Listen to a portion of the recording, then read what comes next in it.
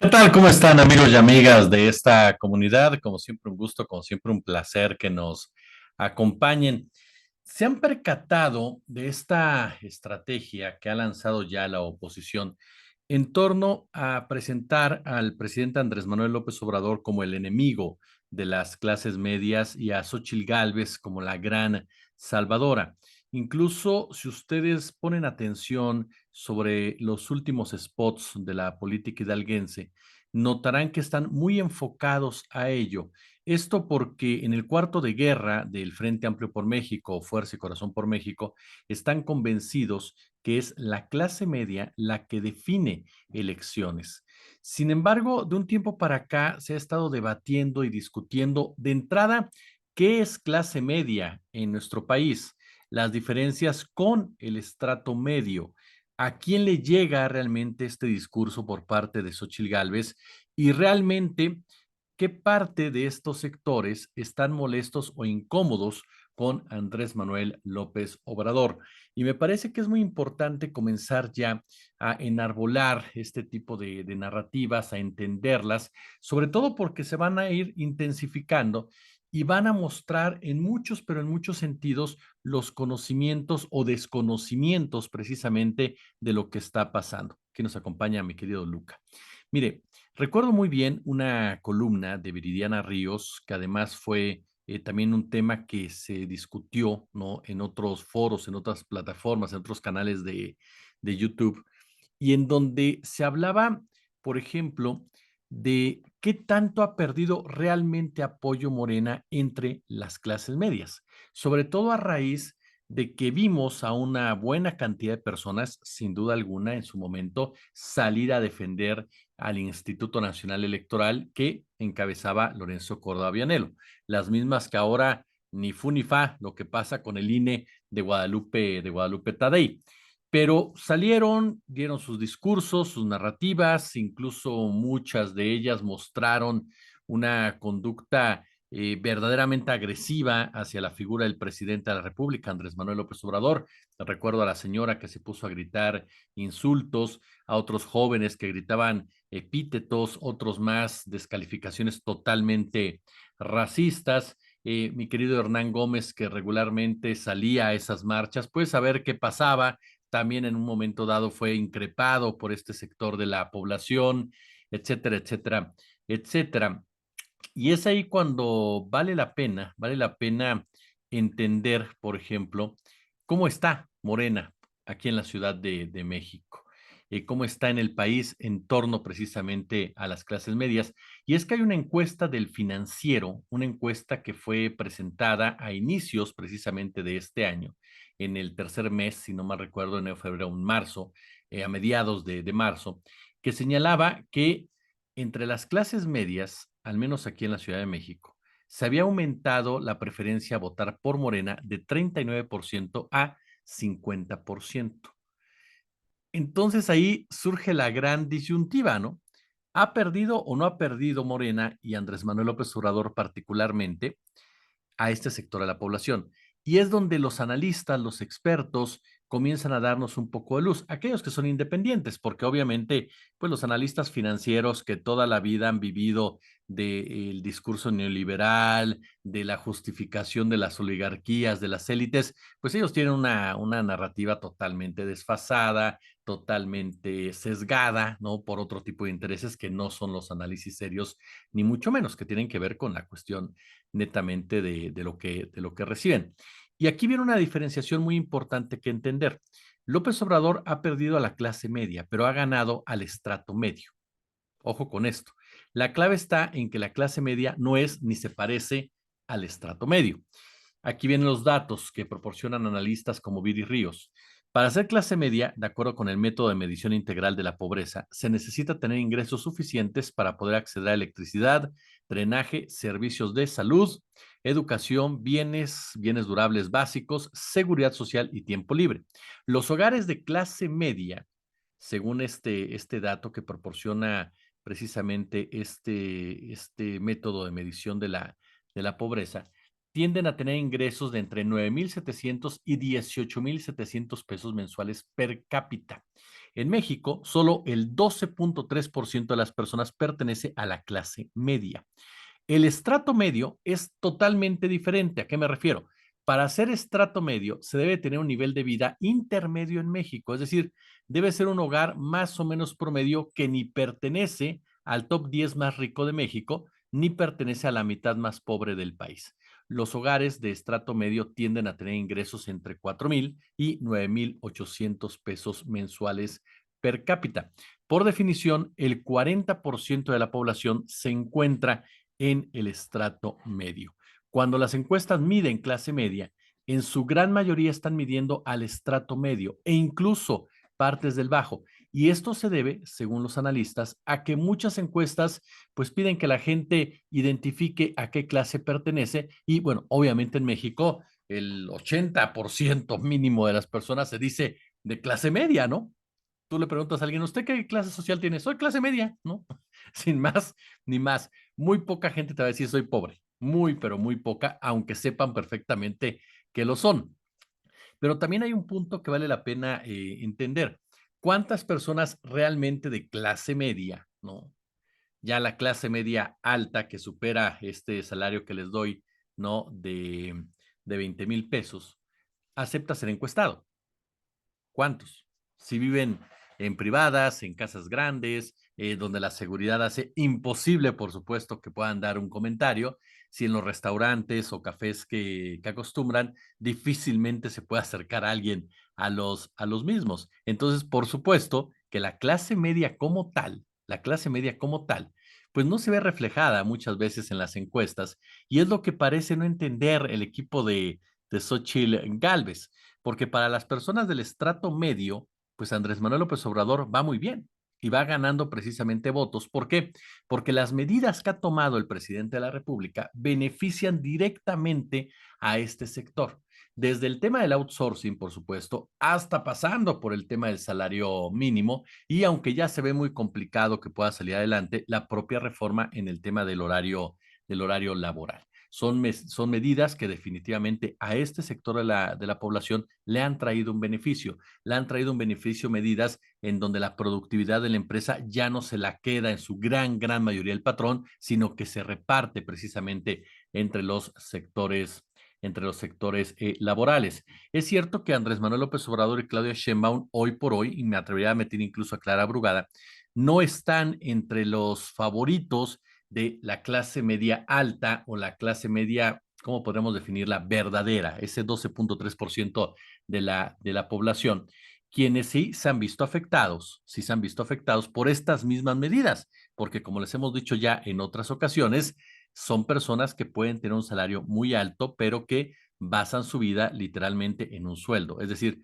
no son ricos, no son millonarios, no son personas que controlen métodos de producción, son una clase obrera bien pagada, a la cual cuando se toca el tema del outsourcing, por ejemplo, cuando se toca el tema de la productividad, pues obviamente tiene una disminución en sus propios ingresos. Cuando el SAT comienza a tomar ciertas decisiones al respecto, pues viene una disminución de su entrada, de su ingreso, y ello les genera, por supuesto, una molestia con el gobierno en turno. Porque incluso cuando tú le preguntas a una persona de clase media si votaría por Xochitl Gálvez, hay muchas dudas también, ¿eh? O sea, ¿no cree usted que la clase media alta o la clase media, ese 12.3%, está convencido de que va con Xochitl Gálvez?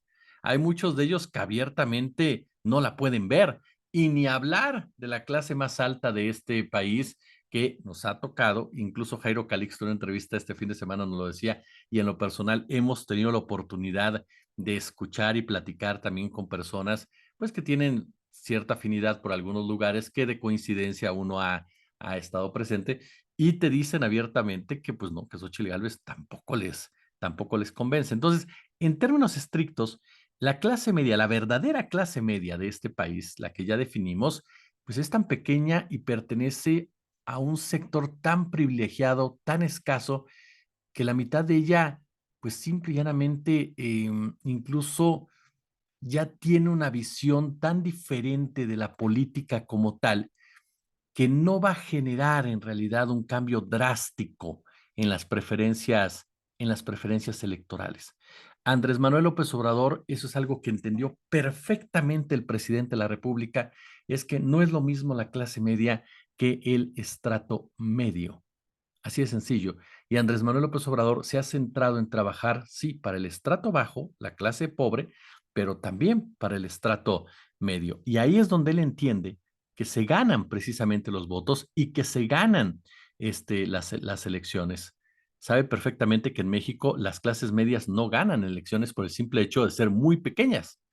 Los estratos medios sí lo ganan. Ahora, en el caso concreto de Xochitl Gálvez, está pasando, ya lo dijo el propio Alejandro Moreno, que viven diferentes facetas, diferentes procesos, pero algo que comienza a profundizar Xochitl Gálvez y que va de la mano con este lenguaje que ella intenta vender a o la clase media o el estrato medio, yo creo sinceramente que busca más a la clase media, es el tema de la meritocracia. Es decir, este, quiere acercarse al estrato medio destacando sus condiciones informales, precarias, mal pagadas, porque es ahí donde dice que está orgullosa de cuánto trabaja este sector de la población, ¿no?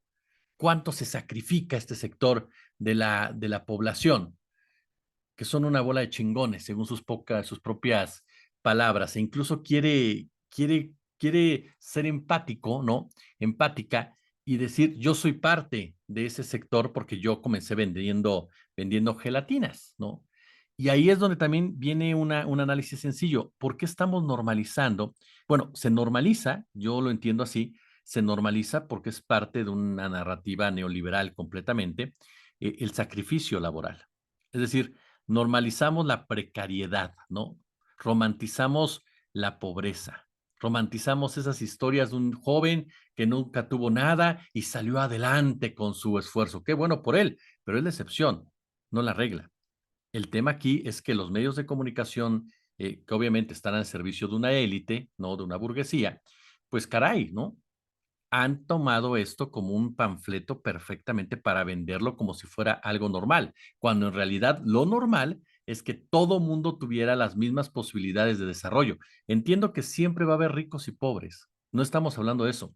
Estamos hablando de que el pobre realmente tenga oportunidades de crecer, de desarrollarse, de que no por ser pobre no pueda estudiar, de que no por ser moreno no tenga las mismas oportunidades de encontrar un empleo que un blanco, por ejemplo.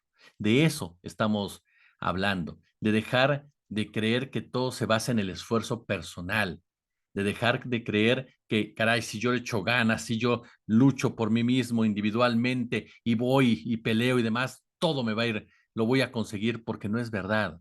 Mucha gente también lo hace y no lo consigue. Y no lo consigue porque está mal alimentado, porque tiene problemas en su casa, porque tiene que dejar la escuela por una sencilla razón, porque sus padres no les alcanza para mantenerlos y tienen que mantener ellos a sus hermanitas, a sus hermanitos. Lo tienen que hacer por la simple y sencilla razón, así de crudo, porque algunas veces son huérfanos y tienen que hacerlo porque les mataron a los padres, por ejemplo. Entonces, de verdad que todo este rollo que elogia constantemente Xochitl Gálvez parece ya incluso hasta una especie de insulto. Pero insisto, es el discurso creado por Televisa, fomentado en las telenovelas de Televisa, incluso actualmente ya también por parte de Televisión Azteca, en donde te dicen, qué gran mexicano y mexicana eres por levantarte a las 4 de la mañana para llegar a tu trabajo, que entras a las 8 de la mañana, cuando no tendrías por qué tardarte 4 horas en llegar a tu empleo, 2 horas o una hora. Tendría que haber un servicio público que te permitiera llegar de una manera mucho más asequible, o tendría que haber las oportunidades de empleo con un salario mucho mejor pagado cerca a tu trabajo. Ese es el discurso que trata de perpetuar Xóchitl Gálvez, ¿no? Que destaca en esta campaña el estoicismo de los trabajadores. Y eso es algo sumamente, sumamente grave, porque lo que viene a desnudar nuevamente es que no entienden por qué perdieron en el 2018. Y, caray, si le rascamos un poco, pues tiene lógica. Sí, tiene lógica. Eh, ¿Quiénes están definiendo el plan de Xóchitl Gálvez? ¿Quiénes? José Ángel Gurría y Ildefonso Guajardo. Dos personajes que fueron determinantes en diferentes etapas de este país para profundizar y arraigar el neoliberalismo.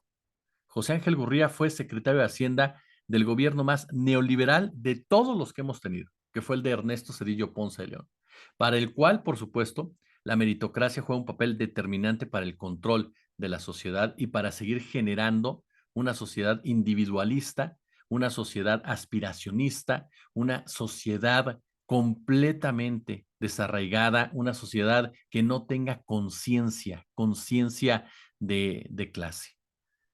Y es uno de esos personajes que profundizó las asimetrías, que precarizó el salario. Ojo con esto, el neoliberalismo acabó incluso con el ascenso social. ¿Por qué? Porque es un sistema para ricos y los ricos no van a permitir que nadie que no haya nacido rico se haga rico. Por lo tanto, no entras en su club. Puedes ser un empleado muy bien pagado. Punto. Puedes ser un hombre que puso ahí unos restaurantes y te fue bien. Punto. Pero párale de contar. No vas a ir más allá. No vas a ser uno de ellos, en pocas palabras. Y ese gobierno elitista es el que ayudó a crear en México y a profundizar en México José Ángel Gurría y el propio Ildefonso Guajardo. Entonces, cuando personajes de estos están diseñándote, ¿no?, tu plan de gobierno, pues qué otra cosa podemos esperar más que este tipo de estrategias en donde hoy por hoy, pues Xochitl Gálvez intenta vender nuevamente algo que no es, que no busca y que ni siquiera tiene el equipo detrás de ella que lo crea un poco, porque todo el equipo que la rodea, empezando por su coordinador de campaña, son personajes beneficiados precisamente por el neoliberalismo, ya sea porque hicieron negocios desde la política o porque son de esas familias caciquiles, ¿no? De abolengo, ¿no? De abolengo, que constantemente han esclavizado a los trabajadores de una forma o bien de otra. Y si no, pues pregúntenle a Santiago Krill Miranda. Pero ese es el discurso ahora. López Obrador odia a la clase media y todos odian a Andrés Manuel López Obrador en la clase media. Sí, seguramente. Pero en el estrato medio, que es el que más pesa y más vota, creo que ahí no.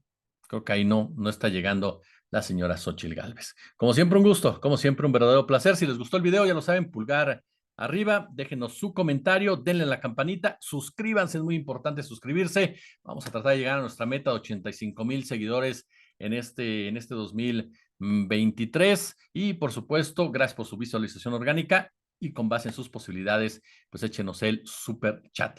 Nos vemos al ratito, vamos a platicar de este cuento ya, sinceramente, nos habíamos tardado en abordarlo porque quería como que tener más herramientas y hoy pasó algo que vale la pena profundizar. Lo titulé AMLO y el cuento de la mamá del Chapo. A las 9:30 más o menos trepamos el video. Por lo pronto, gracias, como siempre.